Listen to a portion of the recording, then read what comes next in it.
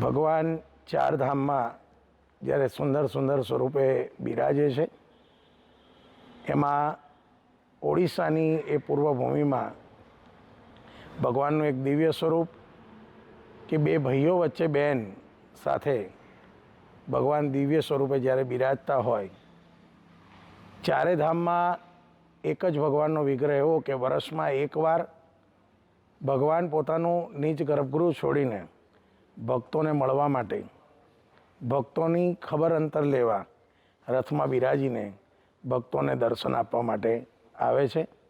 રથયાત્રામાં ભગવાન જગન્નાથજી, બળદેવજી, સુભદ્રાજી ત્રણેય ભાઈ બહેન ભેગા મળીને પોતાના મોસાળમાં જ્યારે પધારે છે, ત્યારે હજારો ભક્તોને ભગવાનનું નજીકથી મિલન થાય છે અને એમની મનની વાતો કરવાની એક સુંદર સુલભતા પ્રાપ્ત થાય છે.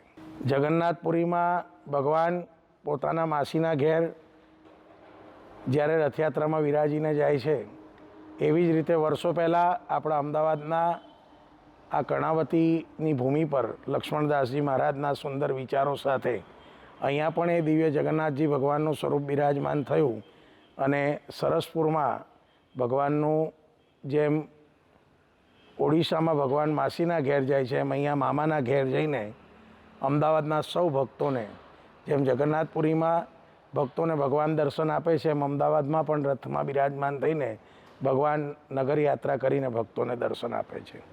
જાહેર જનતાને અમારો એક જ સંદેશ છે કે જેમ બે ભાઈઓ વચ્ચે સુભદ્રાજી બિરાજમાન થઈ રહે આ દિવ્ય સ્વરૂપ દર્શન આપે છે, એમ સમાજમાં દરેક ભાઈઓએ આજની બહેન દીકરીઓને સાચવવાની ખૂબ જરૂરિયાત છે. બહેન દીકરીઓ જ્યારે પરણીને પોતાના સાસરે જતી રહે, અમે અનેકવાર અમારા સત્સંગને કથાઓમાં પણ કહ્યું છે અને આજે પણ કહીએ છીએ કે બહેનની ખબર અંતર લેવી, બહેનનું ધ્યાન રાખવું એ ભાઈઓની ફરજ છે, જેથી આજની દીકરીઓ પણ સુરક્ષિત દરેક જગ્યાએ રહી શકશે.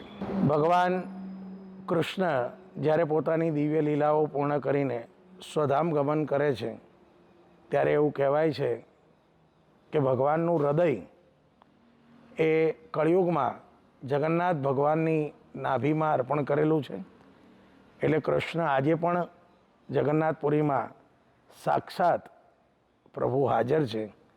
એ કૃષ્ણ અને જગન્નાથ ભગવાનનું એક દિવ્ય પરચો છે. ભગવાન કૃષ્ણનું જ્યારે નામકરણ નહોતું થયું એ પહેલાં જશોદાજી ભગવાનને નીલમણિ કહીને બોલાવતા હતા.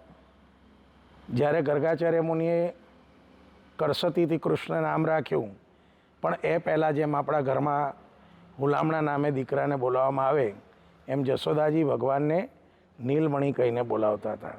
અને જગન્નાથજી ભગવાનનું પણ પૂર્વકથામાં નીલમાધવ સ્વરૂપે જ ભગવાન નીલાચલ પર્વતમાં બિરાજમાન હતા અને ઇન્દ્રધૂમ્ન રાજાની ભક્તિને પ્રસન્ન થઈને ભગવાન જગન્નાથજી સ્વરૂપે જગન્નાથપુરીમાં બિરાજમાન છે. ભગવાનની એક દિવ્ય લીલા છે કે જ્યારે ઇન્દ્રધૂમ્ન રાજાને ભગવાને સ્વપ્ન આપ્યું કે દિવ્ય જગન્નાથજી, સુભદ્રાજી અને બલદેવજીના સ્વરૂપે અમે આ પુરીના મંદિરમાં બિરાજમાન થઈશું.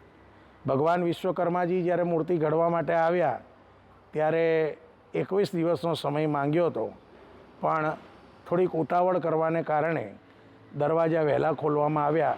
ત્યારે ભગવાન જગન્નાથજીના બે હાથ, બળદેવજીના બે હાથ રહ્યા, પણ સુભદ્રાજીનું સ્વરૂપ પણ અપૂર્ણ રહ્યું અને ત્યાં જ ભગવાને ઇન્દ્રધૂમ્ન રાજાને જાણે સંકેત આપ્યો કે મારું આવું જ સ્વરૂપ અહીંયા બિરાજમાન કરવાનું છે. અને એ જ સ્વરૂપે ભગવાન એક દિવ્ય અલૌકિક સ્વરૂપે દર્શન ભક્તોને આપે છે. એ વર્ષોની એક પરંપરા ચાલી છે. મગ એ આપણા શરીર માટે ખૂબ પૌષ્ટિક આહાર છે અને આ સિઝનમાં જાંબુ પણ ખૂબ આવતા હોય છે, એટલે જાંબુનો પ્રસાદ ભક્તોને આપવામાં આવે છે.